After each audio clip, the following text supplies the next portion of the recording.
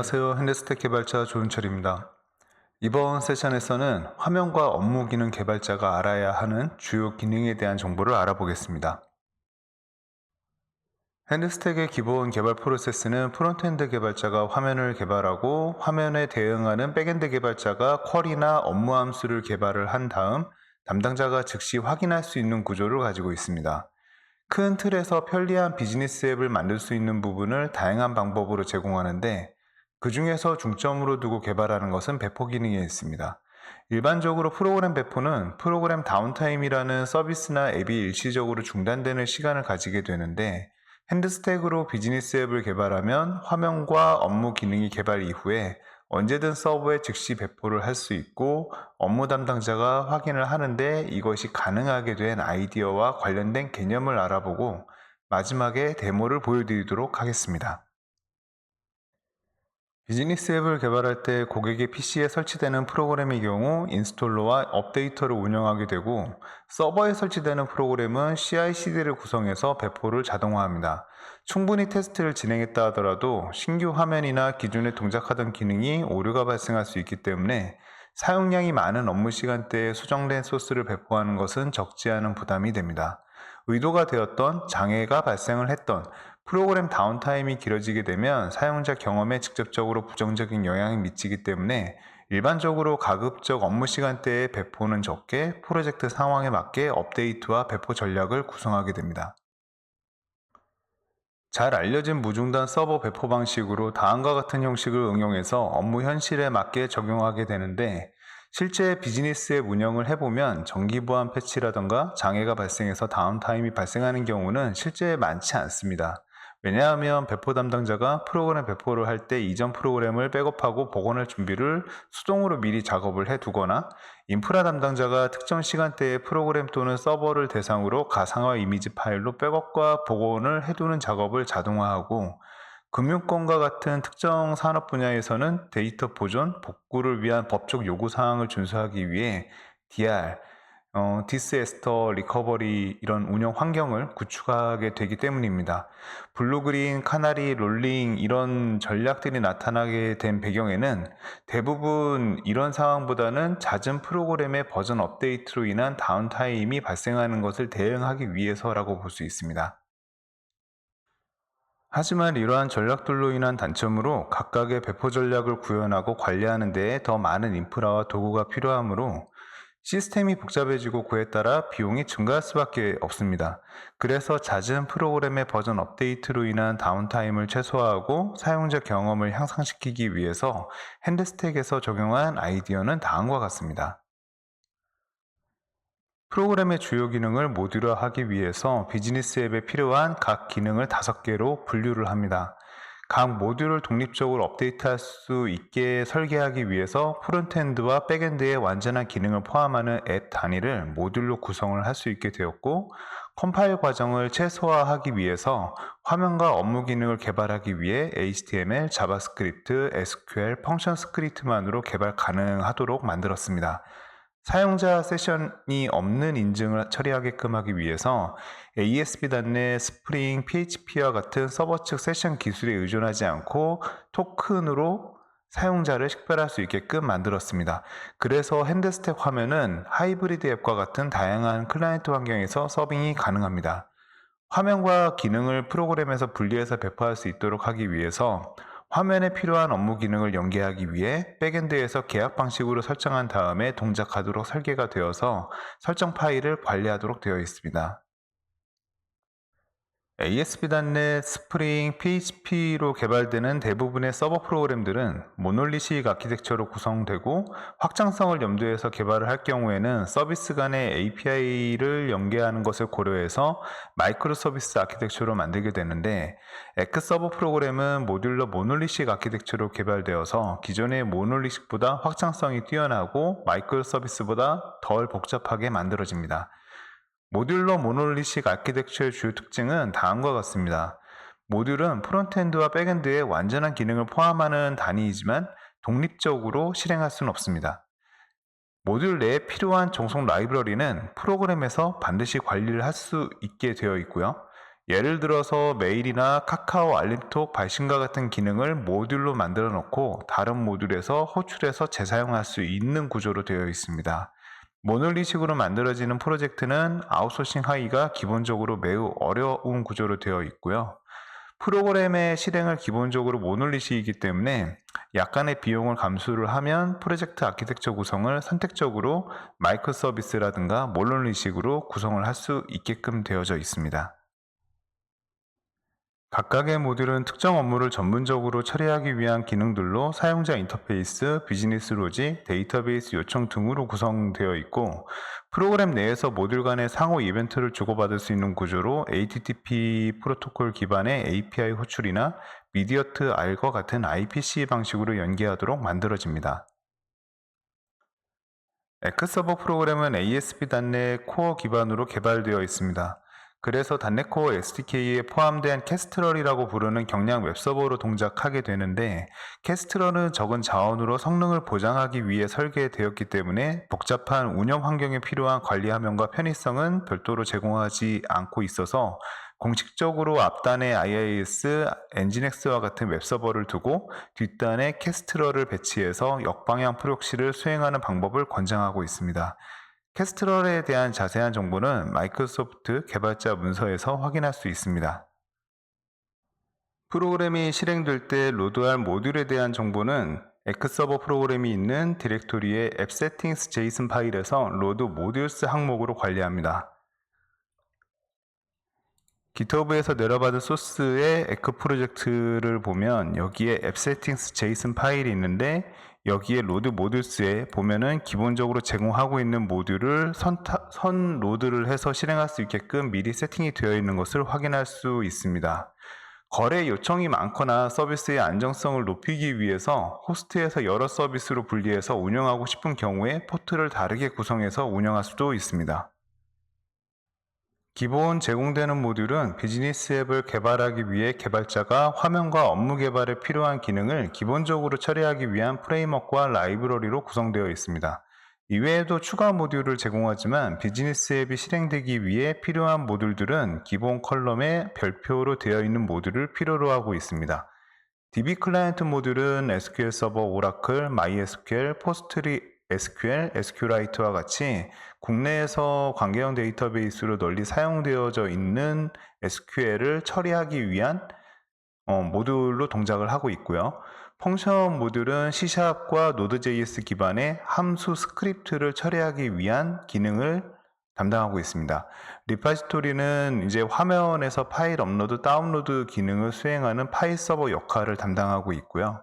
트랜젝트 같은 경우에는 클라이언트에서 요청되어진 거래 요청에 대한 검증과 접근 제어 관리를 하고, 실제 이 요청을 DB 클라이언트 모듈이나 펑션 모듈 이쪽으로 라우팅해서 처리하는 이런 기능들을 담당하고 있습니다. www 루트 모듈 같은 경우에는 웹 화면에 필요한 공통적인 정적 자산 파일, 이미지와 자바스크립트, CSS와 같은 이런 파일들이 되겠죠. 그리고 이제 화면들에 대한 단위 소스들에 대한 호스팅을 관리하고 있습니다. 그래서 프로그램 설정 외에도 각각의 모듈은 독립된 환경 설정에 따라 기능과 동작을 관리할 수 있습니다. 각 모듈에 대한 설정 정보는 엑서버 프로그램을 실행 후 웹브라우저에서 다음의 URL을 통해 확인할 수 있습니다. 먼저 엑서버를 실행을 하면 엑서버 프로그램이 로드하고 있는 각 모듈에 대한 정보를 확인할 수 있고요. 여기에서 DB 클라이언트 환경 설정을 확인하기 위해서 DB 클라이언트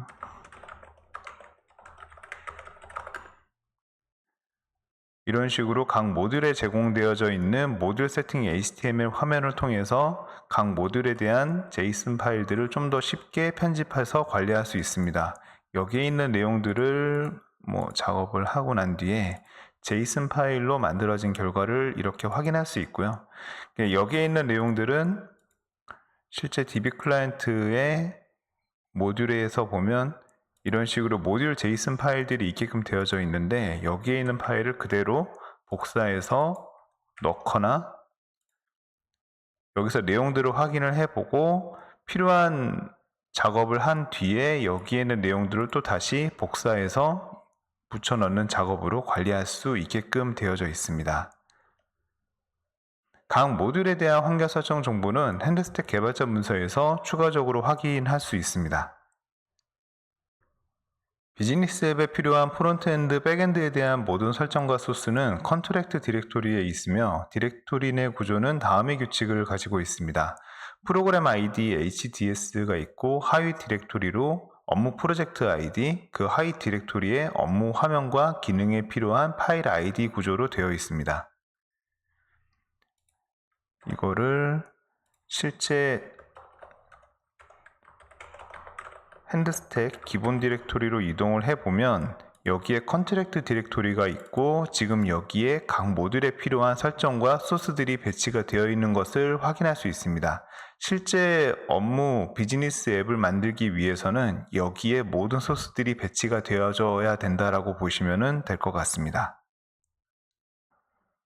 지금까지 알아본 정보로 제가 현재 개발 진행 중인 그룹웨어 큐레임워크 모듈에 대한 데모를 보여드리도록 하겠습니다. 실제 프로젝트에서는 어떤 식으로 개발이 진행되고 있는지를 확인해 볼 수 있는 좋은 예제라고 보여질 수 있는데요. 먼저 큐레임워크에 대한 소스를 열어보면 다른 것보다도 실제 큐레임워크 모듈이라고 하는 거를 하나를 만들어 놓고 얘는 이제 라이브러리 프로젝트라고 보시면 될 것 같고요. 실제 중요한 거는 컨트랙트 디렉토리와 그 www 루트 밑에 있는 이 뷰, 여기가 이제 화면을 관리를 하고 있는 소스 디렉토리인 거고, 하나의 화면에 있는 소스들은 이런 식으로 HTML과 자바스크립트가 각각 있는 것들을 확인해 볼 수가 있고요.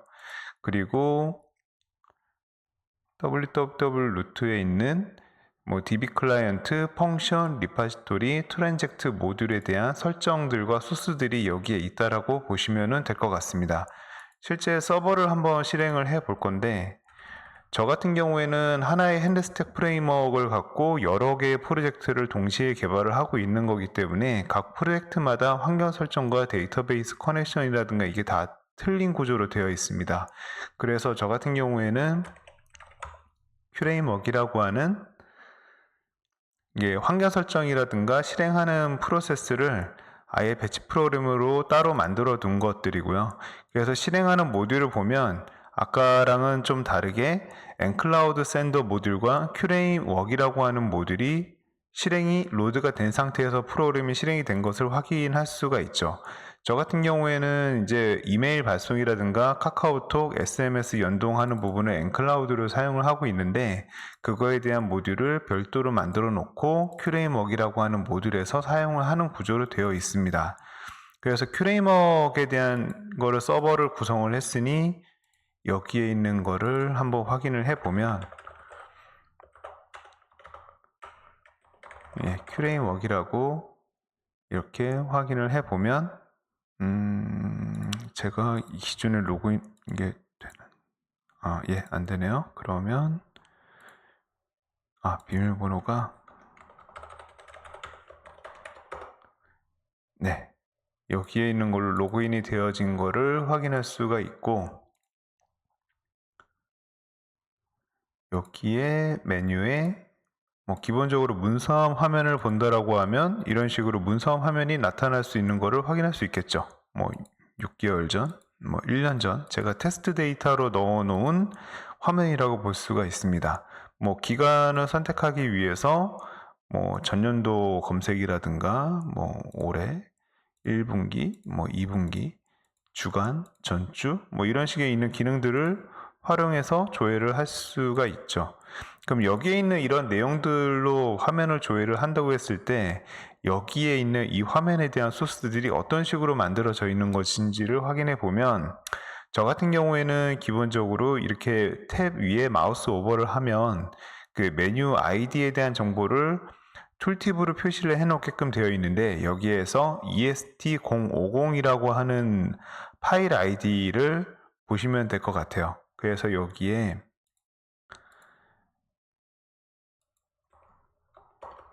est050이라고 하는 화면을 하게끔 되면 이 화면에 대한 소스는 여기에 있고 이 화면에서 쓰고 있는 쿼리는 이제 마리아DB로 되어 있는데 여기에서 이렇게 나타나게끔 되어 있고 여기에 있는 그 트랜젝트 라우팅이라든가 검증을 위한 설정은 여기에 들어가 있다. 이렇게 보시면 될 것 같습니다.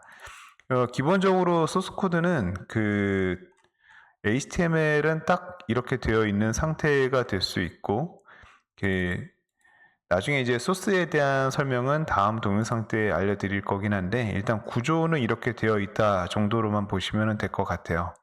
그래서 여기에 있는 소스 구조가 되어져 있는 거를 갖고 개발을 하고 있구나 라고 보시면 좋을 것 같고, 여기에서 이제 내가 예를 들면 이런 식으로 소스 코드를 변경을 하고 정렬 순서를 역순으로 되어 있는 거를 정순으로 바꾸고 다시 이제 이 상태에서 조회를 해 보면 서버를 별도로 재시작하지 않고 바로 즉시 소스 코드의 내용이 반영이 되어 있는 것을 확인할 수 있습니다. 여기에 있는 내용들을 좀 더 응용을 해서 소스 코드 내용들을 보면 이렇게도 개발을 할 수 있구나 라고 보시면 좋을 것 같은데요. 실제 핸드 스택으로 개발하게끔 되면 모든 부분들이 다 에디터로 개발을 할 수 있는 구성이기 때문에 하나의 팁을 드릴 수 있으면, 저 같은 경우에는 이제 화면 개발을 하게 될 때 이런 식으로도 많이 개발을 한다라고 보시면 좋을 것 같아요. 그래서 일단 뷰라고 하는 디렉토리를 여기에 워크스페이스 폴더로 집어넣고,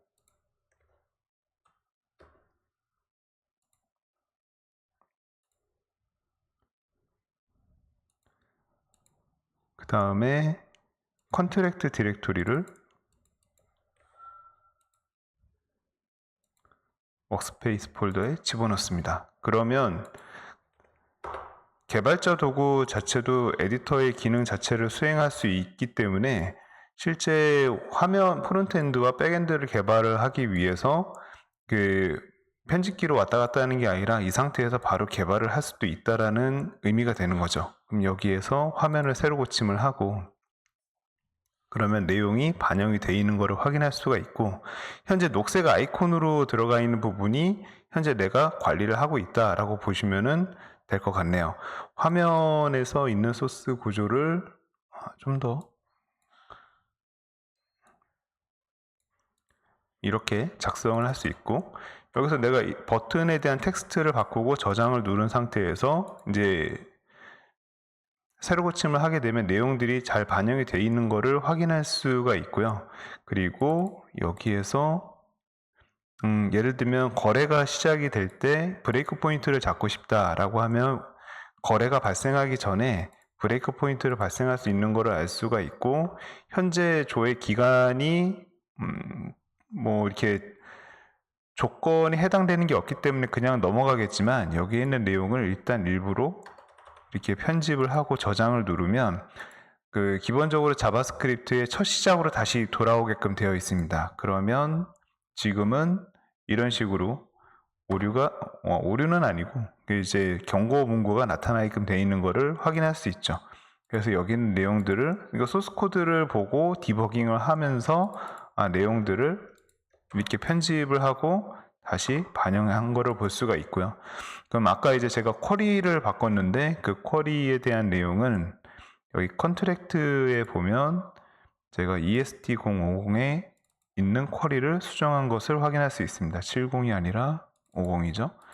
그럼 여기에서 총 내용에 대한 건수를 제가 1년치를 조회를 하게끔 되면 대략 한 10건 정도가 나타나게끔 되는데, 이거를 내가 쿼리를 수정을 해서 대략 한 5건 정도로 나타날 수 있게끔 만들고 저장을 누른 상태에서 이제 조회를 해보면 실제 5건이 내용이 반영돼서 보는 것을 확인할 수 있습니다.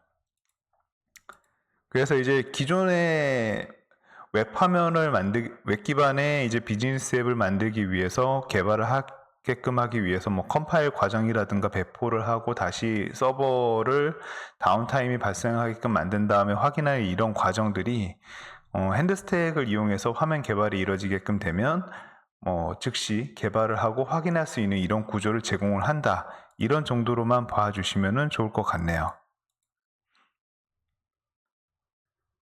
이렇게 개발하고 테스트한 소스 코드 배포는 운영 서버에 업로드만 하면 다운타임 없이 서비스에 적용되기 때문에 비즈니스의 개발 생산성을 높이는 데 도움을 줍니다. 핸드스택 기반 개발은 기존의 프론트엔드와 백엔드의 개발 기술을 그대로 사용하면서 비즈니스의 개발을 편리하게 개발하는 가이드라인을 제공하는 데 중점을 두고 있습니다. 이에 대한 내용들은 앞으로 계속 다뤄 나가도록 하겠습니다. 시청해 주셔서 감사합니다. 다음 영상에서 뵙겠습니다.